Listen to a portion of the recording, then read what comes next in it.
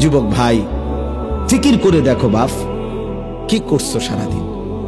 এটা কি কোনো জিন্দিগি হইল? শুধুই চুলের ফ্যাশন, শুধুই প্যান্ট বদলানো, শার্ট বদলানো, শুধুই দিন নাই রাত নাই, 2 আঙ্গুলে মোবাইল টিপা, নারীর ছবি, অশ্লীল দৃশ্য, জিনা, ব্যভিচার, আর শুধু ছবি তোলা।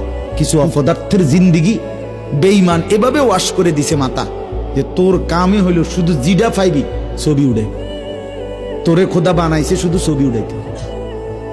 খালাস, পৃথিবীতে আসার উদ্দেশ্য ছবি তোলা, ছবি তুলবা। শুধু চেষ্টা করবা যেন 18,000 মাখলুকাতের লগে তোমার একটা একটা ছবি থাকে। আস্তাগফিরুল্লাহ। বলেন এটা কি কোনো জীবন হইল? বলো না ভাইয়া, তোমরা বলো। একটাবার ইনসাফের সাথে ভাবো, ইনসাফের সাথে ভাবো।